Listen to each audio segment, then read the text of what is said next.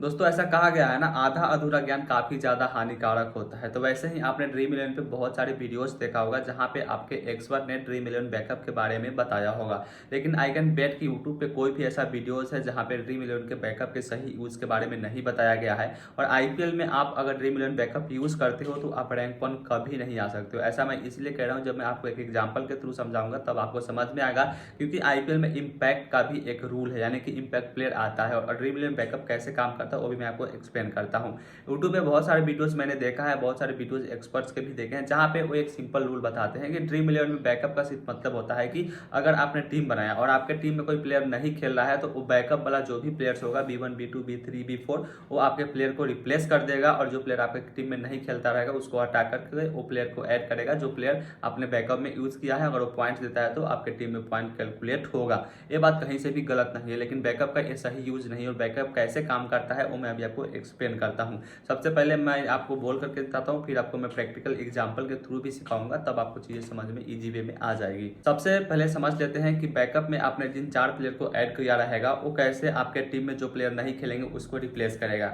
और सबसे पहले अगर मान लीजिए आपके टीम में कोई 4 प्लेयर्स नहीं खेल रहा है, सबसे पहले समझते हैं 4 प्लेयर्स है कि अगर मान लीजिए आपके टीम में कोई 4 प्लेयर्स नहीं खेल रहा है और उसमें अगर आपका कैप्टन, वाइस कैप्टन और 2 अनअनाउंस्ड प्लेयर है तो वो सब चारों को रिप्लेस करेगा आपके बैकअप्स में। अब सबसे पहले किसको रिप्लेस करेगा? आपके कैप्टन को रिप्लेस करेगा, उसके बाद आपके वाइस कैप्टन को रिप्लेस करेगा, उसके बाद रिस्पेक्टिव आपके जो भी अनअनाउंस्ड प्लेयर रहेगा उसको रिप्लेस करेगा। अब यहाँ पे भी फैक्टर काम करता है कि अगर मान लीजिए आपका कैप्टन खेल रहा है और वाइस कैप्टन नहीं खेल रहा है तो डायरेक्टली वो वाइस कैप्टन को रिप्लेस करेगा। लेकिन अगर आपके टीम में कैप्टन एंड वाइस कैप्टन दोनों खेल रहा है और आपका जो है सिर्फ आपका जो प्लेयर नहीं खेल रहा है तो प्लेयर को रिप्लेस करेगा। ये तो ठीक बेसिक बात हो गया।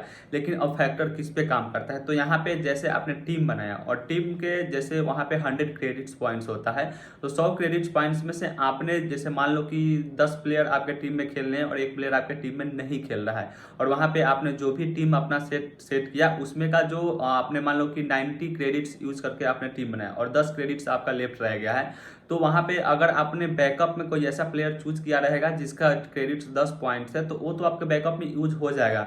लेकिन अगर आपने टीम बनाते वक्त अपने पॉइंट्स 93 पॉइंट्स यूज कर लिया है और सिर्फ आपके पास 7 क्रेडिट्स पॉइंट्स लेफ्ट रह गए 100 में से, तो अगर आपने बैकअप्स में कोई ऐसा प्लेयर चूज किया रहेगा कि जिसका वैल्यू है 9 पॉइंट्स 10 पॉइंट्स 8 पॉइंट्स, तो आपके टीम में रिप्लेस नहीं होगा। क्योंकि अगर जब तक जो भी आपने बैकअप में यूज किया रहेगा उसमें अगर क्रेडिट्स उसका जितना लेफ्ट आपके क्रेडिट्स टीम बनाने में बचा रहेगा और जो बैकअप्स में आपने जो प्लेयर को सिलेक्ट किया रहेगा उसका भी पॉइंट सेम रहेगा या फिर उससे कम रहेगा, तभी आपके बैकअप में यूज होगा। अब मान लीजिए आपने 7 क्रेडिट्स छोड़ा है अपने टीम बनाते वक्त और कोई बैकअप में ऐसा प्लेयर आपने लिया है जिसका पॉइंट्स 8 से ऊपर है, तो वो प्लेयर यूज नहीं होगा। जिसका 7 या 7 से नीचे रहेगा वही आपके टीम में यूज होगा। इसके साथ साथ और भी ऑर्डर से मेंटेन होता है, इसमें और भी अल्फाबेटिकल नंबर से चीजें ऐड होती है। लाइक जिसका प्लेयर जो भी प्लेयर है उसका नेम ए से स्टार्ट है तो वो सबसे पहले आपके टीम में ऐड होगा। अगर दोनों प्लेयर का पॉइंट्स अगर सेम, मान लीजिए कि आपके बैकअप में 7-7 पॉइंट्स का 2 प्लेयर्स है, तो अब बात आता है कि कौन से प्लेयर को बैकअप में यूज करेगा। तो वहां पे अल्फाबेटिकल सिस्टम काम करती है कि जिस प्लेयर का नेम, जैसे मान लो किसी प्लेयर का नाम ए से और किसी प्लेयर का नाम बी से है, तो ए वाले प्लेयर जो भी होगा वो आपके टीम में ऐड होगा। तो ये तो हो गया कुछ बेसिक्स बात की बैकअप्स कैसे काम करता है। अब चलिए हम बात कर लेते हैं कि ड्रीम इलेवन में बैकअप कैसे आपके घाटे की चीजें हो सकती है। वो मैंने पिछले ही दिन टीम बनाया था तो मुझे देखने को मिला था।